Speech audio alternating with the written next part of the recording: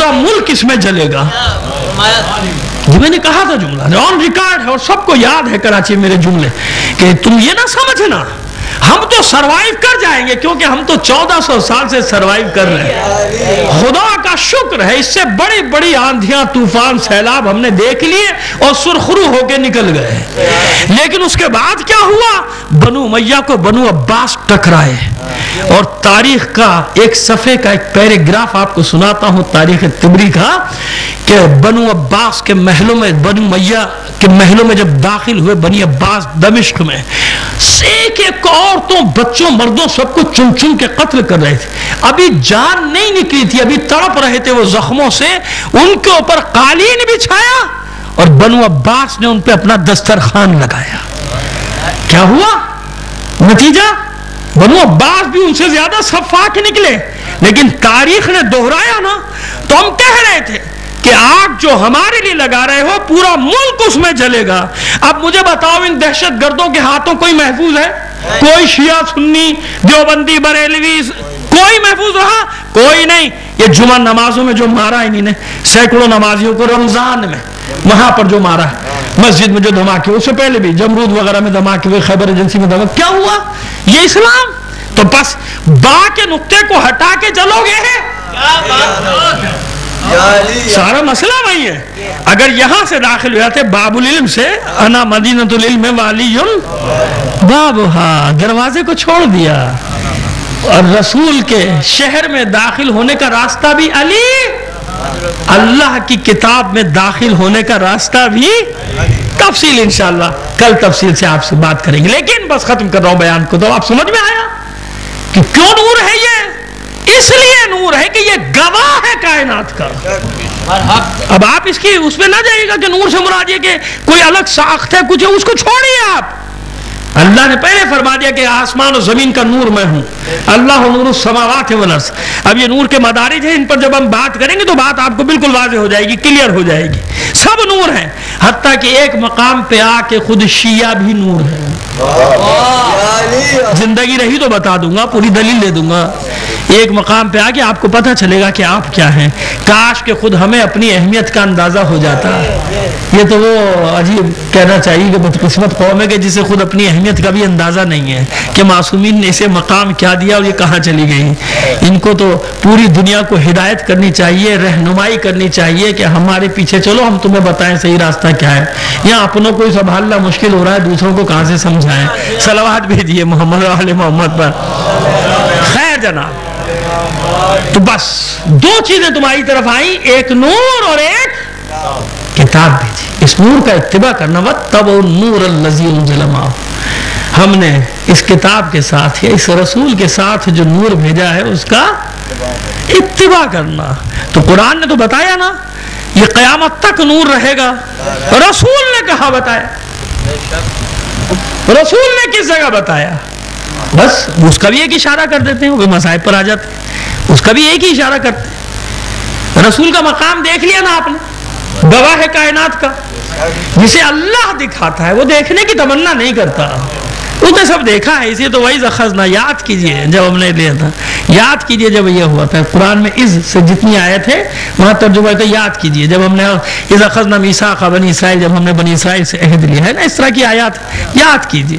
یعنی یہ نہیں کہ رسول بھول چکے لیکن ایک تذکر دیا جاتا ہے نا جب کہیں جاتے تو ہم آپس میں بات کرنے یاد کیجئے یہاں پہ فلاں واقعہ ہوا تھا کہ نہیں ہوا تھا اور آپ ساتھ ہاں بھائی ہاں ہوا تھا بالکل صحیح بات ہے ایسی یہ وہ والے حساب ہے یہ والا کام. اور جہاں کہیں ایسی آئے تھے ان کی بھی ہم انشاءاللہ تشریح کر کے اور وہ کلیئر کر دیں گے آپ کے سامنے. جہاں امی کا مسئلہ آ جائے گا جہاں معاذ اللہ ان پڑھ کا مسئلہ آ جائے گا وہ بھی حل کر دیں گے خدا نے چاہا. زندگی رہی ان 4-5 وہ ہمیشہ کے لیے حل ہو جائے گا پھر اس کے بعد کوئی گلہ نہیں رہے گا آپ کو. خیر اب رسول کا مقام یہ النبی اولی بالمومنین علی انفسہم. نبی مومنین پر ان کے نفسوں سے زیادہ حق تصرف. کیا مطلب حق تصرف کا؟ اگر رسول کہہ دے طلاق ہو گئی تو ہو گئی. رسول کہہ دے نماز توڑ دو تو ٹوٹ گئی. رسول کہہ دے روزہ کھول دو تو کھل گیا. نہیں کھولا تو نافرمانی کی کی کہ نہیں کی؟ رسول فرما دے اس مسجد کو گرا دو، تو بتائیے گرانا ہے یا نہیں؟ گرانا ہے نا، رسول ہی تو کہہ رہا ہے، رسول فرما رہے کہ مسجد زرار ہے، اس کو گرا دو، ڈھا دو، تو رسول کے اختیارات دیکھ لیے نا۔ رسول کہتے مسجد گرا دو تو گرا دو، رسول کہتے نماز توڑ دو تو، رسول کہے نہیں بلکہ عمل کر کے دکھائے کہ نماز طویل کر دو، سجدے سے سر نہ اٹھاؤ۔ اب بتائیے کوئی سجدے سے سر اٹھائے گا مسلمان؟ نہیں نا، کیونکہ رسول نہیں اٹھا رہے تو ہے نا۔ یعنی نبی کا کتنا حق تصرف ہے عبادات پر بھی؟ اللہ کی مرضی سے۔ کس کی مرضی سے؟ میری مرضی نہیں چلتی دین میں کہ اپنی مرضیاں ٹھوکنا شروع کر دوں دین میں کہ میرا دل یہ چاہتا ہے یہ کروں گا، میری عقل یہ کہتی ہے۔ تیری عقل کیا اور تو کیا؟ تو کیا اور تیری عقل کیا؟ باتیں بنانے کو بہت ہیں، بڑے خوش ہوتے ہیں لوگ جب فتنے پھیلتے ہیں نا، پیسہ بہت آ رہا ہے اور چھپ کے کام کرتے ہیں۔ آج تک کچھ لوگ ایسے جن کو کسی نے دیکھا ہی نہیں، نام چل رہا ہے۔ بھئی اتنے مرد کے بچے ہو تو آؤ سامنے، ہم تو چینلز پہ بھی کھل کے بات کرتے ہیں، تو پردہ پوشی کیا؟ جب حق پر سمجھتے تو آؤ سامنے بات کرو نا۔ مومن کو کیوں لڑواتے ہو بیچاروں کو؟ مومن میں کیوں تفرقہ ڈالتے ہو؟ آؤ بات کرو بھیا، ہم ٹھیک ہے تم ٹھیک، آؤ بات کرو۔ لیکن بات کرنے سے کترانا ہی اس بات کی دلیل ہے کہ پسے پردہ کچھ ہے پسے پردہ، کہیں سے ڈوریاں ہل رہی ہیں کہ لیکن میں نے عرض کر دیا کچھ نہیں ہوتا، بے فکر رہیں۔ یہ مکتب امام جعفر صادق کا کمال ہے، یہ چھٹے امام کے دسترخوان کا کمال ہے کہ کتنی ہی بڑی مصیبت اور کسی بھی انداز کی آئے، وہ اپنے غلاموں کو اپنے شاگردوں کو میدان میں رکھتے ہیں ہر زمانے میں، اور وہ ہر سازش کا توڑ نکالا کرتے ہیں، مومنین کو بتاتے رہتے ہیں۔ اب وہ مومنین مانے کچھ نہ مانے، وہ ان کے اپنا وہ چھٹائی تو ہمیشہ سے ہوتی رہے گی، اس کی نہ ہمیں کوئی فکر ہے نہ آپ کو کوئی فکر ہونی چاہیے، ٹھیک ہے۔ تو اب یہ نبی کا حق تصرف اتنا، تو رسول نے بھی پہلے اقرار لیا کہ یہ میرا حق تصرف ہے۔ اگر میں کہہ دوں نماز طویل کرو تو طویل، میں کہوں مختصر کر دو تو مختصر، میں کہوں روزہ کھول دو تو کھول دو، میں کہوں یہ مسجد ڈھا دو تو ڈھا دو مسجد کو، مسجد زرار ہے، بتا دی نا اختیار۔ میں کہوں طلاق تو ہو گئی طلاق، میں کہہ دوں میاں بیوی میں دو، جدائی تو جدائی حق تصرف ہے یا نہیں؟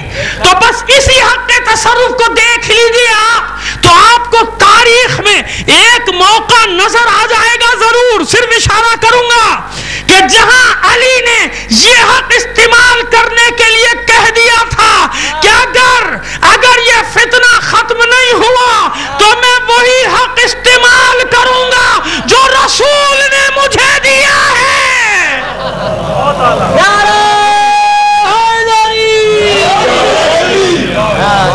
پہنچ گئے نا آپ کے ذہن؟ بس اتنا اشارہ کافی ہے، ضروری ہے کہ خواہ مخواہ میں کسی کی دل آزاری کروں؟ تو بس علی نے بتا دیا نا کہ حق کیا ہے، اور فتنہ ختم ہو گیا تھا۔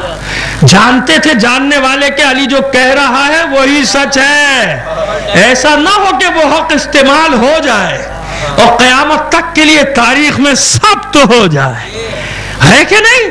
تو بس یہ حق، اور سب جانتے تھے، آج بھی لکھتے ہیں کہ یہ حق رسول نے گھر میں بیٹھ کے نہیں دیا، چھپ کے نہیں دیا، ان حدیثوں کی طرح نہیں کہ کچھ کے کہنے والے ہوں کچھ کے کہنے والے نہ ہوں۔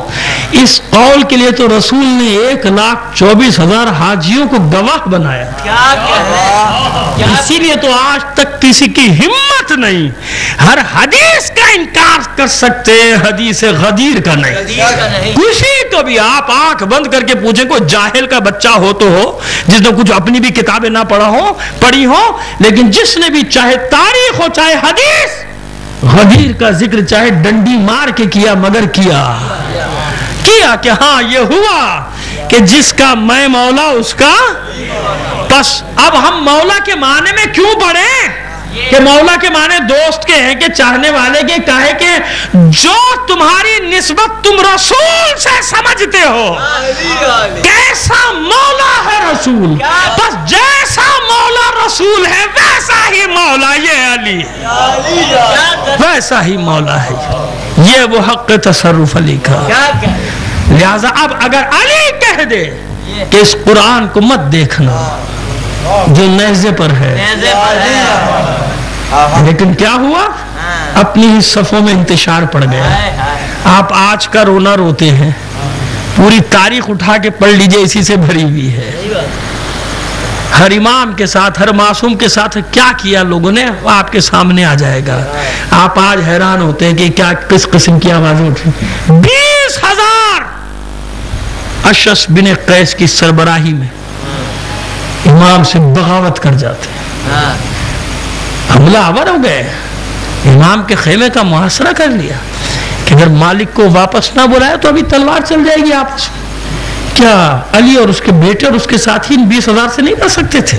ڈر سکتے تھے نا، لیکن کیا تماشا ہوتا تاریخ میں، کیا مذاق اڑتا۔